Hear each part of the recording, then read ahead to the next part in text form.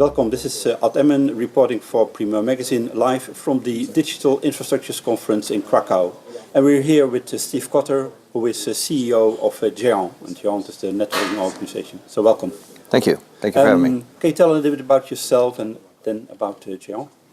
Sure, I'm the, as you mentioned, the CEO. I've been here just over 10 months, so I'm not necessarily new to the European scene, but I'm new to GEANT.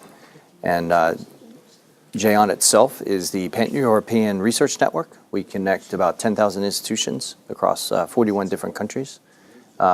We basically provide the backbone infrastructure that connects all the different national networks, not only to themselves, but also to our international collaborators abroad, to over 100 other research and education networks around the world.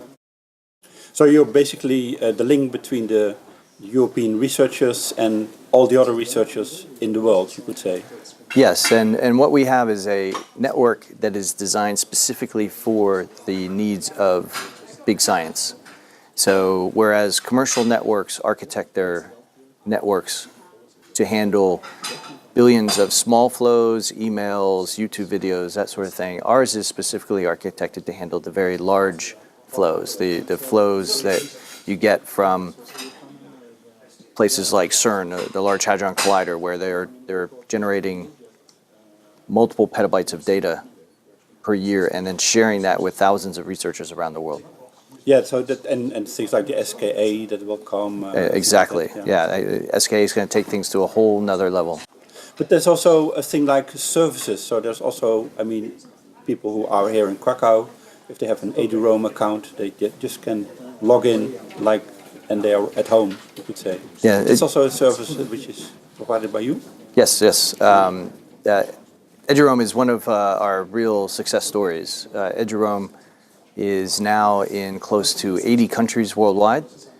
So it is spread beyond just Europe, North America. It's available in Asia and Australasia and even Africa. So it's been widely used. We had over 1 billion logins by May of this year, just for the year, and it continues to get widespread adoption. So it's great.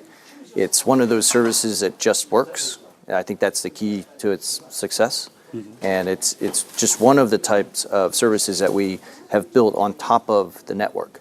So while GEANT provides the networking infrastructure to connect scientists and researchers to one-of-a-kind scientific instruments or students to knowledge repositories, we also recognize that it's more than just about connectivity. You've got to have the services on top of that help enable the collaboration and the knowledge transfer. And so we provide services like single sign-on for getting into your email account or accessing wikis or other knowledge repositories. And we also provide access to cloud services under unique framework partnership agreements so that researchers get the type of cloud service that is more tailored to their specific needs. So there's a whole bunch of areas in which we're involved in that uses the network, not just the actual connectivity itself. The services, so if you take for instance the cloud services, it's not like you provide them yourself, it's just you provide the interface. That's correct. What we are trying to provide is the framework partnership agreements so that a researcher, University of Krakow, can get not only access to Amazon, but get it at price points that are taking advantage of the bulk buying power that we can get through our 50 million users. We also have direct connections into the Amazon data center so that the experience that the researcher has of using that cloud service is optimal. The reality is that there is no cloud without a network, and your experience using cloud services is heavily dependent on the performance of the network. So what we try to do is provide the high performance connectivity all the way from the Amazon data center, for example, to the campus and the researcher's desk, and working with our partners at the national research education networks, the campuses, and everywhere in between. So it's all about facilitating the access to the cloud services. We don't run our own cloud infrastructure. We wouldn't be able to scale to meet the needs of the community in a very cost-effective way. We leave that to industry where they can do it much better than we can. Of course, for certain types of data infrastructure, the researchers need something which is also different from what the industry can offer. And for instance, you have EUDAT who offers that kind of services. And are you collaborating with those? Yes, absolutely. And this is one of the things we spend a lot of our time and effort on, is making sure that the end users are being able to get access to the services in a way that is as less restrictive as possible. So the challenge we have is that a researcher who has a data set that needs to move it to a supercomputer needs to talk to a bunch of different organizations. And so the more that we can work together with EUDAT and PRACE and EGI and others, the more seamless that experience will be. And that's really an important part of what we have to offer to the community. The conference here where we are in Krakow that brings together EUDAT for data, your organization for networking, Research Data Alliance, EGI for computing, etc. So what are the type of things that you are collaborating on these days? We're collaborating on a bunch of levels. One is service delivery. How do we make that experience, as I mentioned before, as seamless as possible? But also, we spend a lot of time making sure that we're delivering the types of training that people need in order to use the services, so that they understand what sort of questions that they need to ask. So we're speaking the same language. We need to make sure that they know how to best use the services. And we also, between the e-infrastructures, we're working out how we can market the services in a coordinated way. We don't want to be viewed as working in silos and competing with one another. We're actually here and working in a very collaborative way. But we have to make sure that we're presenting that to the community, as a entire service portfolio, not a bunch of bespoke services. Mm-hmm. How is GEANT financed?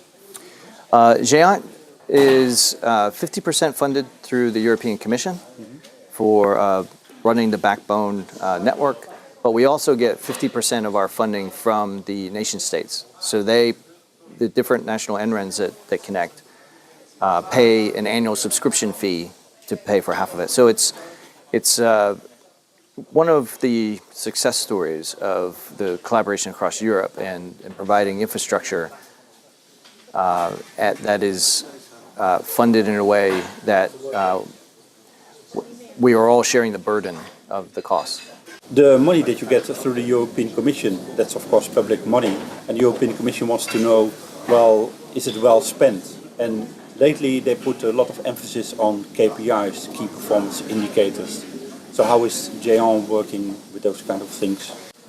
The way we work with the European Commission is we develop a project plan within the Framework Partnership Agreement where we set out the KPIs and the milestones that we will achieve over in the current project case over a 32-month period.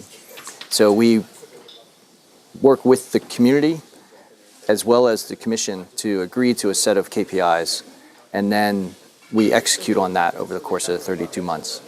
And then, of course, the Commission does a review and measures us against what we said we would do versus what we actually delivered. So that's the way that you use and develop KPIs. One of the things that people are also looking at, for instance, the e-IRG, is how you can compare them. Well, not necessarily, of course, you cannot compare the network with computing, but how you can understand what the KPI from GEANT means if you compare it to one from, let's say, EGI. So that's a kind of framework developed. Are you also participating in that framework development? Yes, it is. It is a challenging thing to do because how we show clear, direct correlation to what we deliver and a scientific outcome is a bit challenging.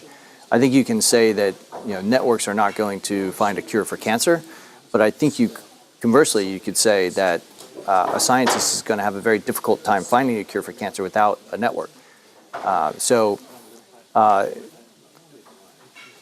We are working with our other partners in the e-infrastructure space to try and figure out how can we measure outcomes. What is it that we want to help the community achieve, and is the community achieving that? And if so, then I think that we're probably on the right track. But we very often ask our end users for feedback on their satisfaction of the services that we provide, and we also work with our funders and partners as well. And so we're constantly taking feedback, always looking for continuous improvement that we can make. Okay, so you're one of the co-organizers of this conference. Will there be a next conference? I certainly hope so. I think that that's the plan. We actually we had more attendees than we thought we would for this very first one. We've had over 300. That's a lot, yeah. And yeah, I think it's great, and I think it shows the interest in this sort of event where people can talk to all of the infrastructures all in one place. I think that there's a lot of value in that, and I think people recognize it, and that's why we had as many people show up this year, and I'm quite certain that they'll want to continue this in the years coming. Thank you very much for this interview. No, thank you. For Primeur Magazine, this was At Emmen Report.